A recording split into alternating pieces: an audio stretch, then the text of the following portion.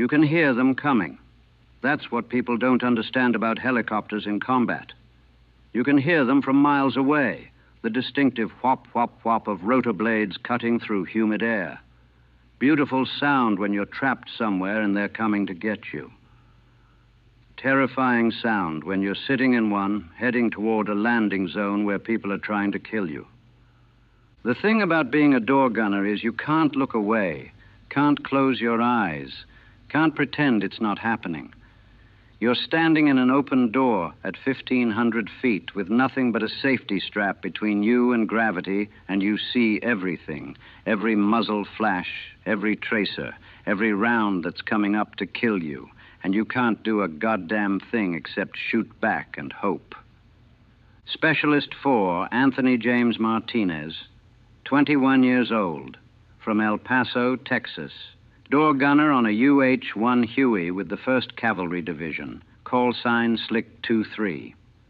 I've been in Vietnam for 7 months, flown maybe 200 missions, insertions, extractions, resupply, medevac, milk runs, and hot zones.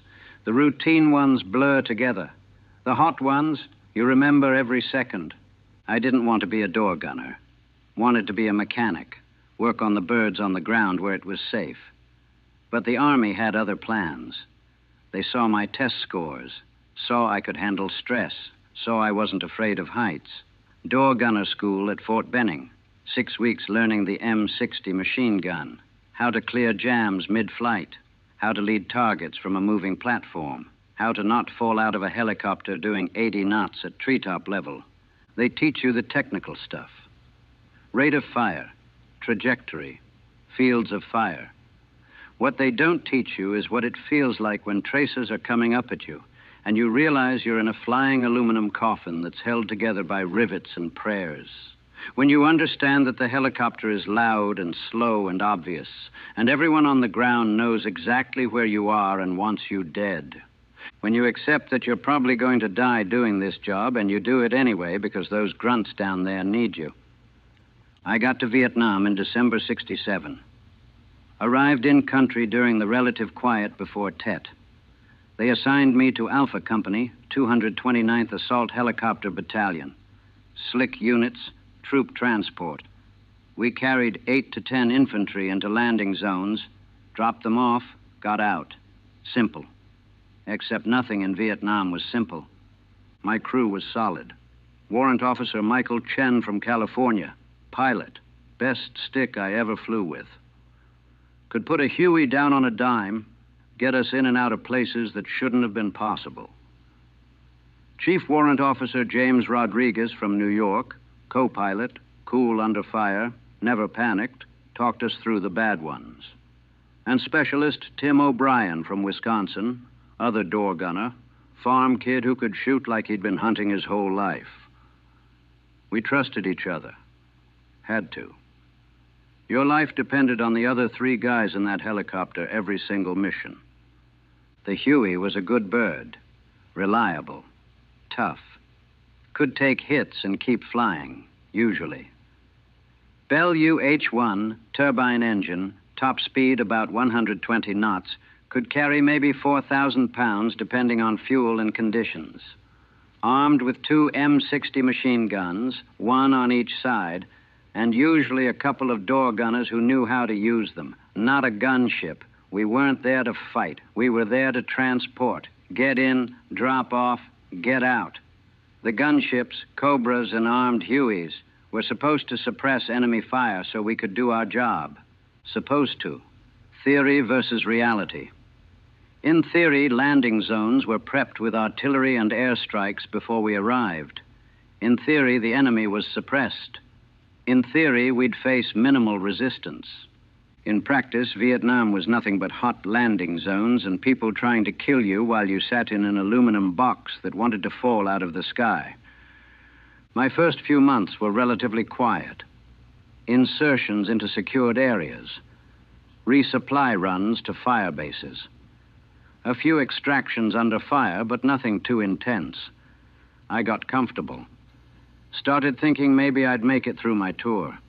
Started counting days. I had 312 left when March started.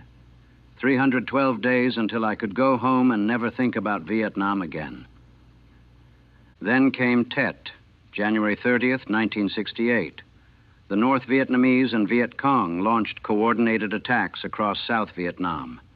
Cities, bases, everything. The war that had been simmering exploded. Suddenly, every mission was hot. Every landing zone was contested. Every flight was life or death. We flew constantly during Tet, 12, 14, 16 hours a day, inserting reinforcements, extracting wounded, resupplying units that were surrounded. No time to think, no time to be scared. Just fly, shoot, survive, repeat. I thought Tet was the worst it would get. I was wrong, because Tet ended officially, but the war didn't slow down. If anything, it intensified. And on March 17th, 1968, I learned what a truly hot landing zone was like. The briefing was routine. Insert a platoon from Bravo Company into a suspected VC staging area in the A Shau Valley. Grid coordinates, radio frequencies, approach vector. Intelligence said light enemy presence, maybe a squad, maybe some fortifications. Nothing the infantry couldn't handle. Intelligence was wrong. Intelligence was always wrong. 6 Hueys in our flight, 5 Slicks carrying infantry, 1 C and C bird with the air mission commander. We'd go in trail formation, 30 seconds apart. Land, unload, get out. Total time on the ground, maybe 30 seconds per bird. Quick insertion, routine. Chen briefed us before we loaded the grunts. LZ looks tight, trees on 3 sides, 1 approach vector. If it goes hot, we're sitting ducks. Stay sharp. O'Brien and I checked our M60s, loaded fresh belts, 500 rounds each, more stashed in the bird, cleared the mechanisms, made sure everything worked. You don't want to discover a jam when people are shooting at you. The infantry loaded up, 8 of them, kids mostly, 18, 19, 20 years old. Full gear, rifles, ammunition, grenades. Scared but trying not to show it. They'd been told it was a light contact zone. They believed it because the alternative was worse. I looked at them, these kids heading into whatever was waiting in that valley, and thought about all the insertions I'd done. All the times I'd dropped infantry into landing zones and then lifted off, leaving them there to fight or die while I flew away. The guilt of that. The helicopter crews get to leave. The grunts stay. They're the ones who have to hold the ground we drop them on. We just deliver them and fly away and hope we don't have to come back for a medevac. We lifted off at 13:45 hours, 6 Hueys rising from Phu Bai, forming up, heading west toward the A Shau Valley. Beautiful day, clear sky, good visibility, light wind. Perfect flying weather, the kind of day that makes you forget you're in a war. The valley appeared ahead, green, lush, surrounded by mountains. From altitude, it looked peaceful, pristine, the kind of place you'd want to visit if there wasn't a war on. We descended, following the terrain, dropping down to treetop level for the approach. Chen's voice on the intercom, 2 minutes to LZ. I chambered around in the M60, checked my safety strap, positioned myself in the door, gun at the ready, looking down at the jungle rushing past below us. Standard procedure. Ready for anything. The lead bird, Slick 2-1, made its approach. We were 3rd in the formation. I watched 2-1 descend toward the LZ, watched the trees rush up to meet it, watched it disappear below the canopy into the clearing. Then the world exploded.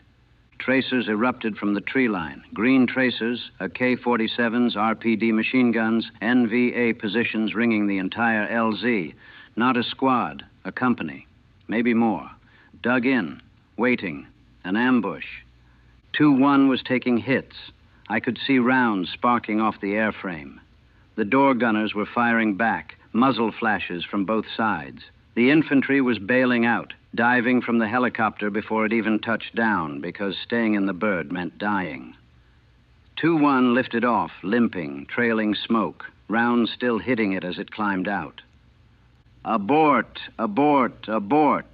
The air mission commander was screaming over the radio.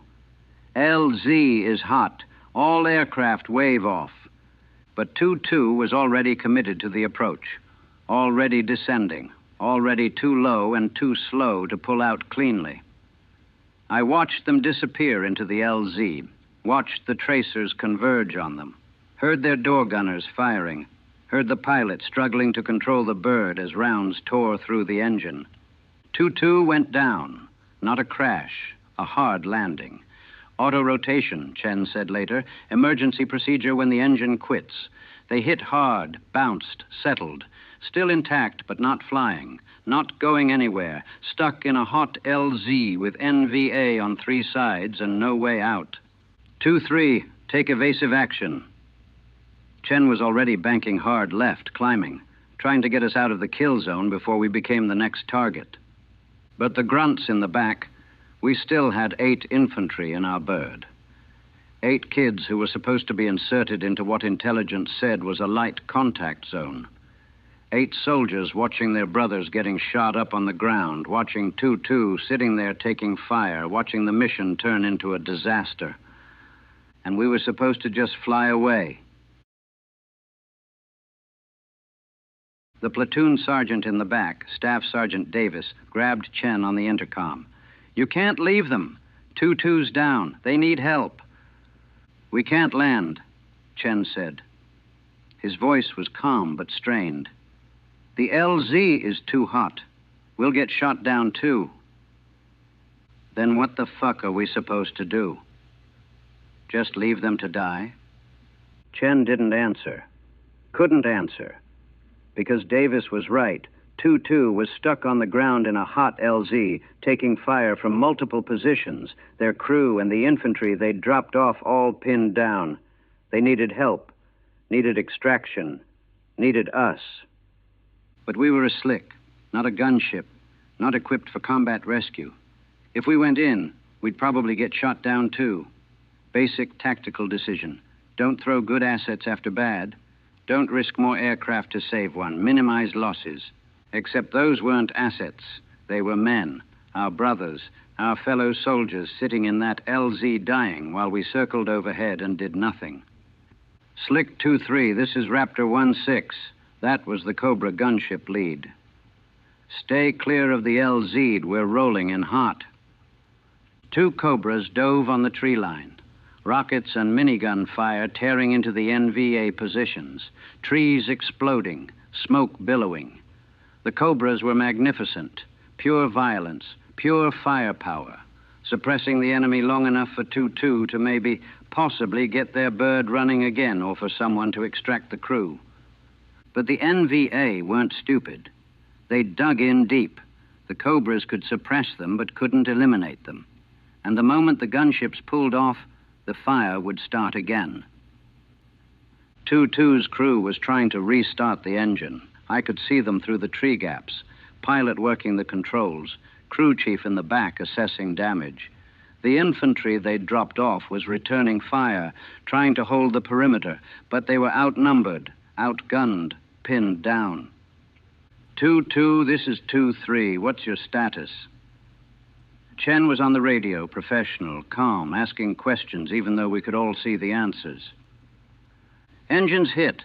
Fuel lines leaking. We're not flying out of here." The pilot's voice was tight, controlled. Professional despite the circumstances. "Need immediate extraction.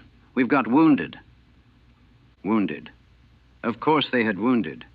They'd been sitting in a hot LZ for 3 minutes, taking fire from 3 sides. 3 minutes in that kind of fire. Half the people on the ground were probably hit by now. "Slick lead. We need to get them out." That was Rodriguez, our co-pilot on the command net. "Negative, LZ is too hot. We'll lose more birds trying to extract. Wait for the gunships to suppress, then we'll reassess." Wait. While men died. While 2-2's crew and the infantry sat there bleeding and running out of ammunition and fighting for every second of survival. Wait because the tactical calculus said risking more helicopters wasn't worth it. I looked at O'Brien across the cargo bay. He was staring down at the LZ, gun ready, face pale. We both knew what Chen was thinking, what every pilot thinks in these situations. Go or no go. Save them or save ourselves. Risk everyone in our bird to help everyone in theirs. Sergeant Davis grabbed the intercom again. Sir, we have to help them. We can't just... I know, Sergeant. Chen's voice was strained now, the professional calm cracking. I'm thinking... The Cobras made another gun run. More rockets. More minigun fire. The NVA fire slackened but didn't stop. They were too well dug in, too numerous, too determined. Then I heard it over the radio. 2-2's pilot, voice breaking. We've got multiple wounded. Crew chief's hit bad. One of the grunts is dead. We need medevac now. Dead. Someone was already dead, and more would follow if we didn't do something. Chen made the decision. I could hear it in his voice when he keyed the mic. 2-3 going in. We're getting them out. Negative 2-3. LZ is still hot. Roger that, going in anyway. He banked hard, lined up on the LZ. Started our descent into the kill zone, into the tracers and the muzzle flashes and the concentrated fire of an NVA company that had already shot down one helicopter and was ready to shoot down another. Rodriguez was on the intercom. Martinez, O'Brien, you light up those tree lines. Don't stop firing. Make them keep their heads down. Roger! My voice sounded strange, distant, like someone else was talking, someone braver than me, someone who wasn't terrified of what we were about to do. We dropped below the canopy. The world compressed into green jungle and small clearing and tracers coming up at us from everywhere. I opened fire, held down the trigger. The M60 roared, hot brass ejecting, belt feeding, tracers arcing down into the tree line, O'Brien firing from the other side, both of us putting out suppressive fire, trying to make the NVA duck, trying to buy Chen the seconds he needed to get us in and out alive. Rounds hitting the helicopter, that distinct ping of bullets striking aluminum. One went past my head. I felt the pressure wave, felt it miss me by inches. Another stitched up the tail boom. Another shattered a side window. The helicopter was taking hits, and we weren't even on the ground yet. Taking fire from all sides, Rodriguez called out. Unnecessary. We could all see it, feel it, hear it. The helicopter shuddering with impacts, alarms going off. But Chen kept us steady, kept us descending, got us to the LZ.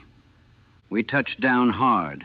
Immediately, Sergeant Davis and his men bailed out, diving from our bird, running toward 2-2's position, laying down covering fire.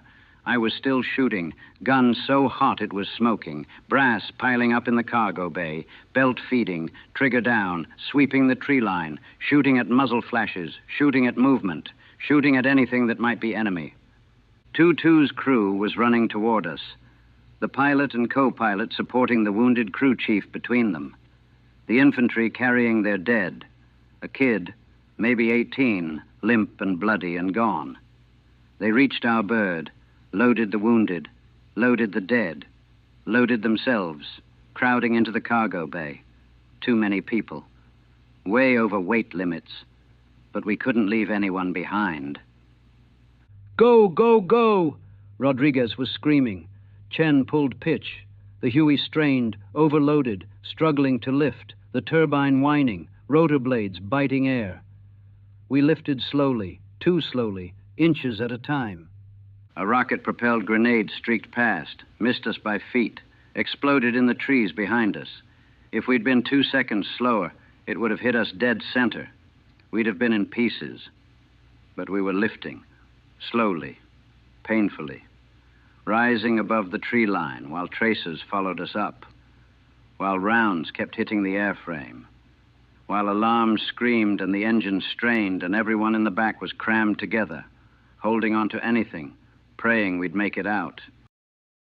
We climbed out of the valley, gaining altitude, getting distance from the LZ. But we weren't safe. The helicopter was badly damaged. I could smell fuel. We were leaking. Could feel the vibration. Something structural was hit. Could hear the alarms. hydraulics, engine temperature. Everything screaming that we were in trouble. Chen fought the controls. She's not responding right. Hydraulics are going. We need to get to Phu Bai now. 20 miles. 20 miles back to base. 20 miles in a shot-up, overloaded helicopter that was barely flying. With wounded men bleeding in the cargo bay. With a dead soldier staring at nothing. With all of us running on adrenaline and terror and the slowly building realization that we might have made it out of the LZ only to crash before reaching safety. I looked at the wounded crew chief from 2-2. Kid named Jackson from Georgia, 20 years old. He'd taken shrapnel to the chest and leg. The other infantry were trying to apply pressure, stop the bleeding. But there was so much blood, too much. It was pooling in the cargo bay, mixing with the spent brass casings, slicking the floor. How bad? I asked. One of the medics, a grunt who'd had basic training but wasn't a real medic, looked at me. His face said everything. Jackson was dying. Might not make it to Phu Bai. Might not make it another 5 minutes. Stay with us, Jackson, I said. Stupid thing to say. Useless. But what else do you say to a dying kid in the back of a shot-up helicopter? He looked at me, tried to speak, coughing blood. His eyes were going distant, shock setting in, body shutting down. 19 years old, I found out later, and bleeding out in a Huey cargo bay because he'd flown into a hot LZ to drop off infantry who were supposed to face light contact. The helicopter shuddered. The engine coughed. Chen swore. We're losing power. Fuel pressure's dropping. We're not going to make Phu Bai. There's a fire base at grid 847-392, Rodriguez said, checking the map. Firebase ripcord, maybe 3 miles. Can we make 3 miles? We're going to find out. The helicopter was dying. You could feel it. Sluggish, heavy, fighting against Chen's inputs. The controls were barely responding, hydraulics failing, engine struggling, fuel leaking. We were a flying wreck held together by willpower and nothing else. 2 miles, 1 mile. I could see ripcord ahead, sandbagged bunkers on a hilltop, firebase artillery, small perimeter, safe, if we could just reach it. The engine quit, just stopped. No sputter, no warning. 1 second we had power, the next we didn't. The sudden silence was deafening. Just the whoosh of air through the rotor blades as we auto-rotated down. Chen fighting to control the descent, find a clear spot, get us down in one piece. Brace, brace, brace. We hit hard. The skids caught on uneven ground. The helicopter tipped. My side went down first. I was thrown against the door, against the M60 mount, body slamming into metal. Others thrown on top of me. The cargo bay a chaos of bodies and equipment and blood. The rotor blades still spinning, hitting the ground, shattering, fragments flying. Then stillness, silence except for groaning metal and wounded men. Smoke from the engine. Fuel smell overwhelming. We were down, outside ripcord, maybe 400 meters from safety, and we had to walk. Everyone out! Now! Rodriguez was screaming. Before she catches fire! We scrambled from the wreckage, pulling out the wounded, carrying Jackson, carrying the other wounded, carrying the dead soldier because you don't leave your dead behind. Sergeant Davis organizing his men, the infantry from 2-2's crew helping despite their own wounds. Everyone working together because that's what you do. You get everyone out. You leave no one behind. Firebase ripcord saw us, sent out a patrol, got us inside the perimeter just as our Huey caught fire. The fuel leak had found an ignition source. The whole bird went up, flames and black smoke boiling into the sky. Our helicopter, our bird, gone. But we were alive, mostly. Jackson died 5 minutes after we got him to the aid station. Bled out despite everything they tried. The other wounded stabilized. The dead soldier was laid out with dignity, name tag visible, someone else's job now to tell his family. 15 men in our bird when we went down, 14 made it to ripcord. 1 didn't. And 22's crew, the 6 men we'd pulled out of that LZ, they made it. Wounded, traumatized, but alive. We'd gone into a hot LZ. We'd extracted them. We'd done the job. And it had cost everything. They medevaced us back to Fubai that evening. A different helicopter, a different crew, a different day. The firebase gave us water, rations, patched our wounds. Minor stuff, cuts, bruises, nothing serious. Nothing physical, anyway. Chen didn't talk. Didn't say anything the entire flight back. Just stared out the window at the jungle passing below. Rodriguez tried to make jokes, deflection, humor, the way some people cope, but they fell flat. O'Brien cleaned his M60 obsessively, field stripping it, oiling it, reassembling it over and over, nervous energy. Anything to keep his hands busy. Me, I couldn't stop shaking. My hands were trembling so bad I couldn't hold my canteen. Adrenaline dump, combat fatigue, the realization that we should have died, should have been shot down in that LZ, should have crashed harder, should have burned in the wreckage. 100 things that should have killed us but somehow didn't. We got back to base. The squadron commander wanted a debrief, wanted to know what happened, why we'd disobeyed orders, why we'd risked our bird and crew for an extraction that had been deemed too dangerous. Chen stood there in that briefing room and said, "Sir, they were dying. We couldn't leave them. You violated orders. You risked your crew. You lost a helicopter." "Yes, sir." "And I'd do it again." The commander stared at him. Long silence. Finally. Dismissed. No commendation, no court-martial, just dismissed. Because what Chen did was both right and wrong. Right morally, you don't leave men behind. Wrong tactically. You don't risk assets on low-probability rescues. The Army couldn't reward it, but couldn't punish it either, so they just ignored it. But I couldn't ignore it. Couldn't ignore what we'd done, what we'd risked, what it had cost. Jackson dead on an aid station table. The dead soldier from 22's insertion. Our helicopter burning outside ripcord. All of it for what? So 22's crew could survive? So 8 infantry could be extracted? Was it worth it? That's what kept running through my mind. 15 men in our bird. 1 died. 1 helicopter destroyed. All to save 6 men from 22 and however many infantry they'd dropped off. The math didn't make sense. The sacrifice didn't equal the result. But then I thought about 22's pilot, about his crew chief Jackson, about the grunts we'd pulled out, thought about their families, their girlfriends, their futures, thought about how many of them might have died if we hadn't gone in. How many would have been left behind in that LZ, surrounded, outnumbered, waiting for extraction that never came? And I realized the math didn't matter. You don't calculate these things. You don't weigh lives on a scale. You just do what's right in the moment and live with the consequences.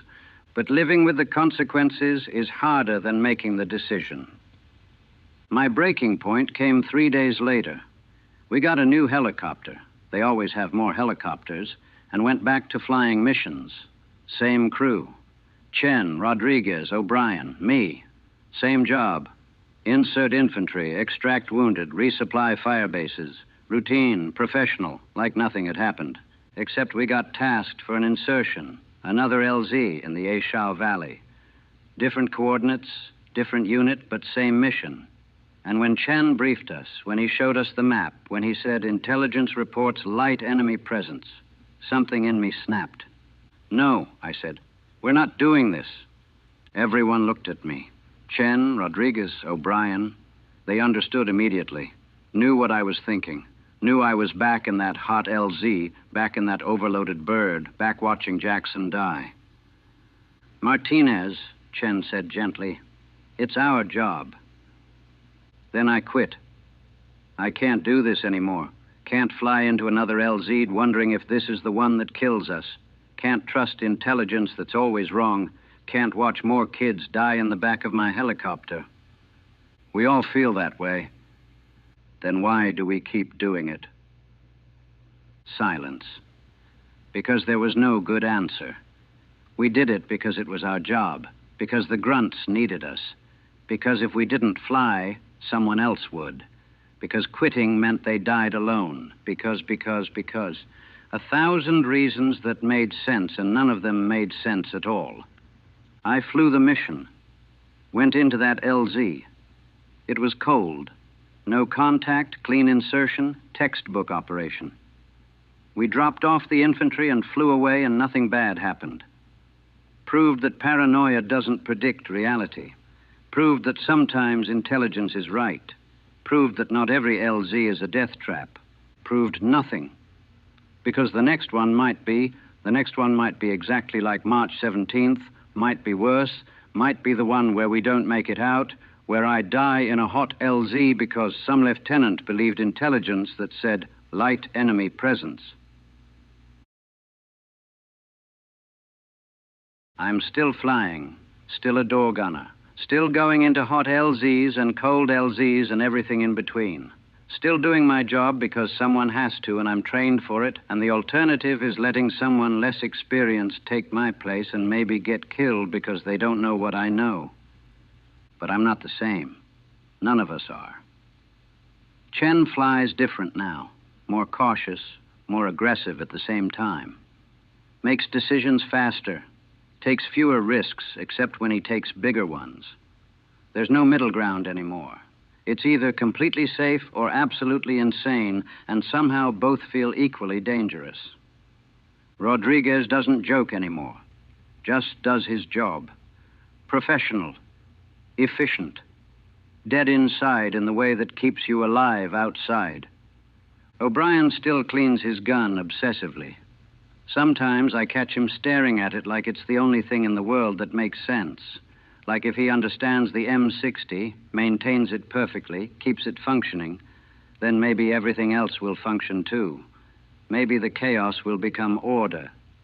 Maybe the randomness will become predictable. We don't talk about March 17th. Don't talk about the hot LZ, the extraction, the crash. It's just there between us. A shared experience that bonded us and broke us in equal measure. I've got 5 months left in country. 153 days.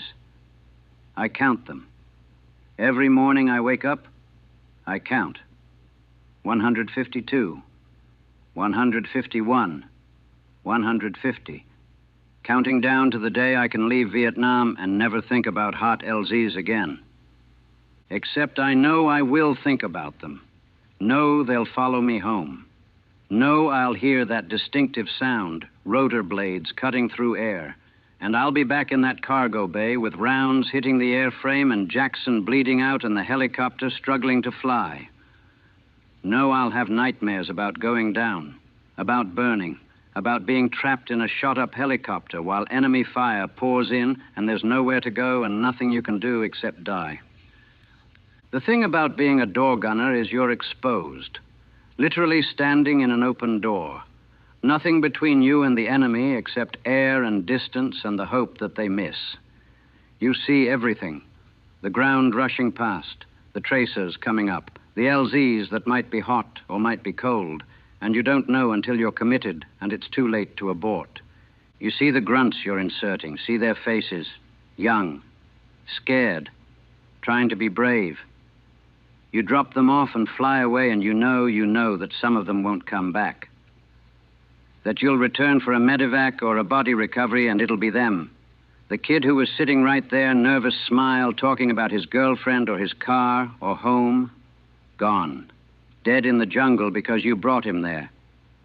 That's the guilt door gunners carry. We're the delivery system. We bring them to war, drop them in LZs where they fight and die, then we fly away. Get to leave, get to return to base where there's hot food and showers and relative safety, while they stay, while they fight, while they die in the places we left them. I think about 2-2's crew sometimes. Wonder if they're still flying. Wonder if they think about that hot LZ, about being trapped on the ground, about waiting for extraction that might never come. Wonder if they wake up at night hearing the sound of rounds hitting their helicopter. Wonder if they count days like I do. I think about Jackson, about the medic working on him, trying to stop the bleeding, about his eyes going distant, about dying in the back of a helicopter at 19 years old because he'd flown into a hot LZ to do his job, about his family getting a telegram, about his mother crying, about his funeral in Georgia, flag-draped coffin, military honors, all of it meaning nothing because he's still dead and all the honors in the world won't bring him back. I think about the calculus, the math. 15 men in our bird. 1 died, 1 helicopter lost. To save 6 from 2-2, was it worth it? I still don't know, can't know.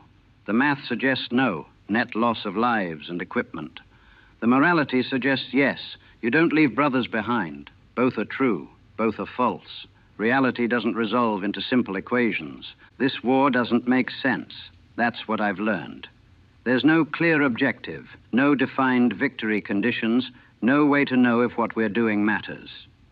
We fly missions, insert infantry, extract wounded, support operations that might be important or might be pointless. We do our jobs because that's what soldiers do. But meaning, purpose, those are luxuries we can't afford. I joined the army to serve my country, to fight communism, to make a difference. Noble reasons, patriotic reasons. The kind of reasons that make sense in recruiting officers and speeches and movies about war. But in a hot LZ with tracers coming up and Jackson bleeding out and the helicopter barely flying, those reasons disappear. You're not fighting for country or ideology or grand strategic objectives. You're fighting to survive, to get your crew home, to save the men who need saving, to do your job for 1 more day and hope you make it to tomorrow. That's what Vietnam is, reduction. Stripping away everything until all that's left is the immediate moment, the current mission, the next LZ, survive today. Worry about tomorrow when tomorrow comes. If tomorrow comes, I'm 21 years old, too young to feel this old, too young to have seen what I've seen, too young to carry the weight of Jackson's death, the image of that hot LZ, the sound of rounds hitting the helicopter, the knowledge that I'm probably going to die doing this job and there's nothing I can do about it except keep doing it until I don't anymore. 5 months, 153 days. Then I go home, back to El Paso, back to normal life, back to a world where people don't get shot at from tree lines, where helicopters don't get shot down, where 19-year-olds don't bleed out in cargo bays. But I won't really be back. Part of me will stay here, stay in that hot LZ, stay in that overloaded helicopter struggling to lift off, stay with Jackson as he dies. Stay with all the grunts I've delivered to jungle clearings, wondering which ones made it and which ones didn't. Stay with the sound of rotor blades and the smell of gun smoke and the feeling of rounds hitting aluminum while you stand in an open door with nothing between you and death except luck. The helicopter crews get to leave. That's what I said at the beginning. We deliver the infantry and fly away. We get to go back to base while they stay and fight. We're the lucky ones. Except we don't really leave. We come back, day after day, mission after mission, hot LZ'd after hot LZ'd. We deliver them to war, and we watch them die, and we fly away, and we come back, and we do it again, over and over, until our tour ends, or we die, or we break in ways that don't show on the outside, but hollow us out inside. I can still hear them coming. That distinctive whop, whop, whop of rotor blades. Beautiful sound when they're coming to save you. Haunting sound when you're the one in them, heading toward another LZ, another mission, another chance to watch people die while you survive. Door gunner. Standing in an open door, seeing everything. Unable to look away. Unable to stop. Unable to do anything except shoot and pray and count the days until you get to go home. If you make it home. if there's anything left of you to go home when the counting stops. 153 days, 152, 151. The numbers get smaller, but the weight gets heavier. Every mission survived is one mission closer to safety, but also one more mission added to the weight you carry. One more hot LZ, one more close call, one more memory that won't fade. They say Vietnam changes you. They're right. It strips away who you were and replaces it with someone harder, colder, more broken. Someone who can watch people die and keep functioning. Someone who can fly into hot LZs knowing they might not come back. Someone who counts days and wonders if the numbers will reach zero or if they'll stop counting sometime before then. I'm not the kid from El Paso anymore. That kid died in a hot LZ on March 17th, 1968. What's left is a door gunner, a mechanism, a pair of hands on an M60 and a body in an open door and a mind that's learned to not think too much about what it sees because thinking makes it harder to survive. 5 months. If I make it, if we all make it, if the next LZ isn't the one that kills us, if the helicopter keeps flying, the missions keep coming, the war keeps grinding, and I keep standing in that open door, seeing everything, looking at the jungle below, and wondering which LZ will be hot and which will be cold and whether it even matters, because either way someone's dying and I'm watching and I can't do anything except what I'm trained to do. Shoot. Survive. Count the days. Whoop, whoop, whoop. The sound that never stops, even when the helicopter's on the ground, even when I'm trying to sleep. Even in the silence, I hear it. The sound of war. The sound of survival. The sound of everything I've become and everything I've lost. The sound that will follow me home, that will haunt my sleep, that will remind me forever of hot LZs and dying kids and the day we went in anyway because leaving brothers behind wasn't an option. The sound of rotor blades, beautiful and terrible, salvation and death, whoop, whoop, whoop, forever.